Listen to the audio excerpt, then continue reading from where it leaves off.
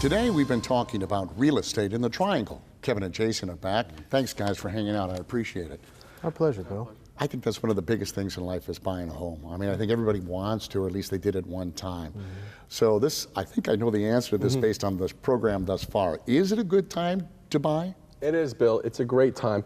Even though it's a strong seller's market, you want to grab that appreciation. You want to buy a home as soon as possible because everybody else who's owning a home is getting this appreciation every year. You know, thousands and thousands and thousands of dollars their home is worth each month in the plus. So, right now, either you're paying somebody else's mortgage or you're paying your own.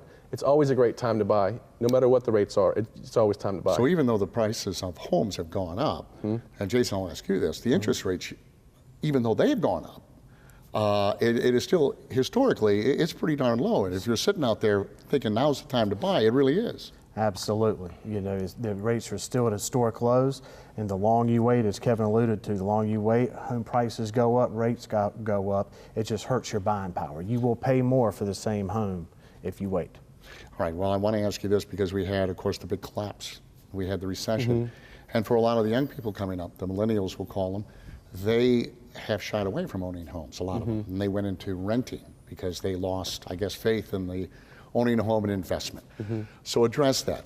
It seems obvious to me which is better, owning or renting. Renting is not the same as owning. Owning is where it's at. It really is. The biggest hurdle that renters face is telling themselves that they can do it and making that choice to do it because they want to rent. They don't want to worry about the house and whatnot. But you know what? You're also not getting that thousands and thousands and thousands of dollars appreciation over the course of each year, and that's really what you're after as a buyer. You want to gain that appreciation. Either you're paying your mortgage or you're paying somebody else's. Well, I think there's something about going outside and going to your own tree. That's right. You know what I mean? This is my tree. Yeah. This is my hole I dug in my land, or something about that. Well, what are some of the biggest factors in keeping people from buying a home?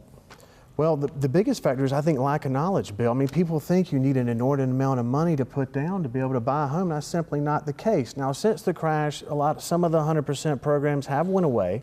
There are still some out there, especially for first-time home buyers. And until you talk to a trusted advisor, there's many strategies and programs where you can get in homes as little as no money down. Really? There's strategies we can work together. See if, to structure the contract, maybe the seller pays some of the closing costs. You really don't need that much money. It's just a lack of knowledge and fear, but you got to overcome that fear and at least see. A pre-approval costs you nothing to see exactly where you stand. And as Kevin talking about, home ownership is still the greatest way to build wealth in this country. Well, the sooner you get in, the wealthier you get, right, Bill? Right, well, I'll tell you, I mean, I always thought that was the American dream. You get your house, your family, and do your thing. Well, what are some of the ways, you kind of alluded to it, saving money for your clients? What are some of the ways that you do that? Well, we look at all the first-time home buyer programs. We partner closely with the North Carolina Housing Association to take advantage of any of their programs. And ultimately, me and Kevin just try to give them prudent advice to make sure they're getting in the loan product and the house that fits them and their family's needs long-term. That sets them up good for the future. Now, this is kind of unique. Maybe it isn't. It seems unique to me. You have a realtor and a lender working together. So from both your perspectives, how's that working? It's great. Yeah, it's great. Well, we do well. It sounds that way, Yeah. but I mean, how does that help you, Kevin? Well, the number one most important thing between the two of us is communication, and we have to make sure that he knows what's going on every single day. If I don't know what's going on and he calls me and tells me, we update each other every single morning of what's going on. Using our years of expertise to properly solve any problems that may arise is what really comes down to. And communication, solves those issues, and that's the best thing that we can utilize. Because I did this to a realtor. I wanted to see homes, and I'm kind of picky. So we did that for almost a year. And then I had a pre-qual rather than a pre-approved, and that made a difference, and we lost the house. From a realtor standpoint, back to you, the fact that you're working with a lender, does that cut down on driving all over and looking at homes? I mean, do you have a more efficient way now with clients of buying a home, knowing what they can afford?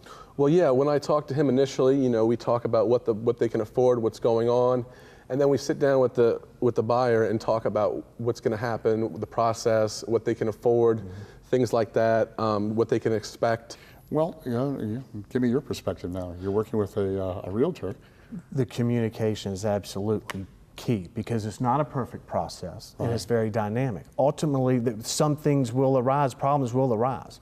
But I've always found through my 15 years of experience, if you're upfront and honest in the communication, ultimately you can work through it to the betterment of the buyer, and it's a happy loan closing for all. But yeah, and to the point about being pre-approved up front, to something you were talking about, you know, it's hard. If you go out and you're riding around and you're looking on Zillow and you're looking at $500,000 houses, yes. but the payment isn't where you want it to be on 500 and you need to be at 300, there's a big difference there. Yes, there is. You know, it's kind of like going and test driving the Ferrari, then going to the Honda dealership. There's a little bit of a disconnect. That's why it's imperative to get pre-approved on the front end, yeah, but it's so you know where you stand and you don't get your feelings hurt. Well, and I don't want to stress, it's my own personal experience, but to get a pre-qualification letter from a bank, a lender, whatever, is just, it really is kind of meaningless. Am I wrong about this? I mean, they give you kind of a broad view, this is what you make, but it is not as detailed as a pre-approval. It's not, and that's why you want to get that done, and that helps us set the expectations, and you are set up for success to know right where you stand. And that gives you the empowerment to say, Kevin takes them out, they find a $300,000 house, they pretty much know where that payment is. There's no, what are you talking about, Jason? I thought my payment would be only $1,200 because I saw that was the payment online. They didn't realize that little quote they saw in a banner ad online didn't include taxes, didn't include insurance, and oh, by the way, was contingent on 20% down. There's just a lot of misinformation out there. So what they should do is talk to you guys. Stay away from social media and these home buying websites that may have inaccurate information showing that a home was for sale, could be sold 2 weeks ago. The best thing to do is contact us and we can check the market and go out there and look at the homes. Beautiful, and if you've been thinking about buying a home, I'm guessing now's the time to do it. So get out. I think it's the most fun thing to do, to go look at homes. I love it. It's my favorite thing. Yeah, and then you eventually own it. Guys, thank you so much. Thank you for having us. Bill. Thank you for watching. We hope you enjoyed today's show. If you have any questions or would like to know more, visit our website at raleighcw.com and myrdctv.com. I'm Bill LeMay, and thank you for watching Community Matters, and we'll see you next week.